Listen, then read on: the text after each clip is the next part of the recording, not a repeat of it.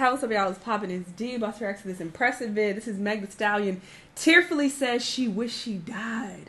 This is Megan and Tory Lanez Trial Day 1 and 2 recap. I already reacted to Black Tea Blog's video about this, but she specifically showed clips of a lawyer telling us what happened in court.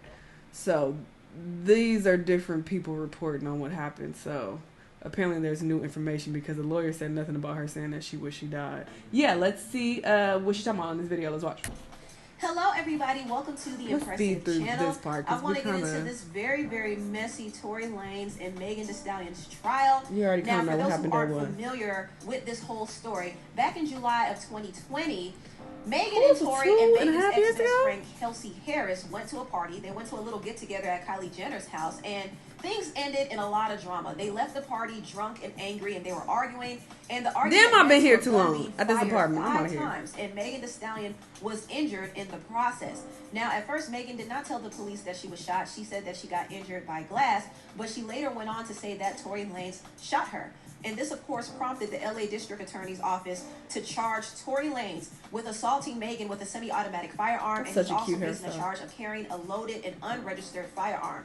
Also, they added a third charge recently, and it's a negligence discharge of a firearm. So it's possible that this charge was added in the case that the other 2 charges don't stick. If they can't prove that Tory shot Megan intentionally, they're going to try to get him for being negligent with the gun. So if Tory is not able to beat this case, he is going to face jail time, up to 22 years in prison for that matter, and he will be deported back to Canada. Now, if this case does not go in Megan's favor, her career will not only be in jeopardy, but also her reputation will be ruined. So the stakes are high for them both, and it's really important to get to the bottom of what happened the night of the shooting. Now, yesterday was the first day of trial, and both Megan and Tory's teams came forth, and they gave their opening statements. Now, the prosecutor representing Megan gave their opening statements, which was pretty scathing. This is what the Deputy DA Alex Bott said. Their argument escalated when Megan called Tory's music trash. Tory got mad and told Megan to dance B and shot her. And Kelsey tried to help Megan, but Tory followed her and punched her. After that happened, Tory told Megan and Kelsey to get in the car, and Kelsey texted Megan's security guard, Justin, and told him that Tory shot Meg. And the prosecutors played an audio of Tory calling Kelsey and apologizing to her. Also, they said Tory apologized to Megan and her security guard via text message. He did not specify what he was apologizing for, but obviously this was evidence that the prosecutors needed to paint the narrative that Tory was apologizing for allegedly shooting Megan. Also, they're using Kelsey's text message to the security guard as evidence as well. Not only that, gun residue was found on both Kelsey and Tory's hands, and they said the reason why the gun residue might have been on Kelsey's hands is because she was standing near Tory when the gun went off, and Tory put his hands on her. So that was the opening statement that the prosecutors gave. Now, mind you, all of this has to be proven in court, but they started off very strong with that argument. Because in the other video with the lawyer, he said that Meg testified and said that she didn't see Kelsey anywhere in sight when she got shot. That she just saw Tory shooting at her from the passenger side. He was standing up over the window.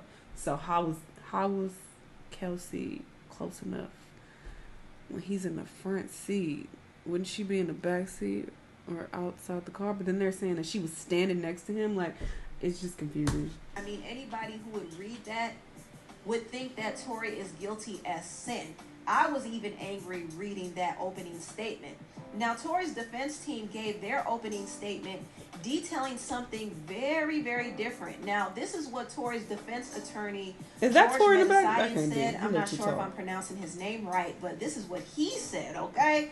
He said that the argument started back at Kylie Jenner's party. Apparently, Megan was jealous that Tory was flirting with Kylie Jenner because Megan was said to have a sexual relationship with Tory. So she allegedly was very jealous, and she threw a fit, and she got kicked out of Kylie's party. And Tory and Kelsey followed her into the car, and they all were arguing, and Tory dropped the bombshell that he was sleeping with Megan behind Kelsey's back. And Kelsey got very upset, and it was alleged that Megan not only messed with Tory behind her back, but she also messed with the baby and the NBA player Ben Simmons. Now, Kelsey denied that she was messing with Ben Simmons, and also Ben Simmons said that that wasn't true. Accusations. These are not accusations. This is false accusation. And so that statement is kind of iffy there, and usually opening statements are going to be people iffy. lie, though. These statements are just arguments, and they have to be proven during the trial. Tory's defense team also claimed that Megan got out of the car and walked over to Kelsey's side and started beating on her. And they actually got a witness named Sean Kelly, who's one of the residents in the neighborhood, who saw this firsthand and told the police what happened. So this is actually documented. Things got physical, and there allegedly was a tussle over the gun before it went off. Now, there is an implication that Kelsey might have been the one who fired the gun and Tory tried to take it away from her, which is why they both had gun residue on their hands. So that's basically a summary of the opening statements from the prosecution team and the defense team. There was also a lot of other things that were uncovered yesterday, and I have to give props to media outlets like No Jumper, The Daily Mail, Dennis Byron from the Hip Hop Inquirer, Milagograms from Mob Radio, DJ Academics, Lawyer for Workers, and Nancy Dillon from Rolling Stone, and James Quelly from LA Times. They all have been doing a very thorough job in covering this story. And it doesn't matter whose side anybody is on. As long as the facts are getting out, I'm okay with it. So I'm glad for all of these sources. Now, on day 2, Megan got to the stand, and I want to get into what she said. But before I do, I first want to thank Sonia. No. I caught that quick. Bitch, I'm getting better at catching these ads. She said before we... I already know. No, on the stand because she was right across from Tory. And also what happened? Because and sponsoring this video. Now, let's get into Megan's testimony, because Megan got pretty emotional on the stand because she was right across from Tory, and also her voice cracked when she was asked if she knew Tory.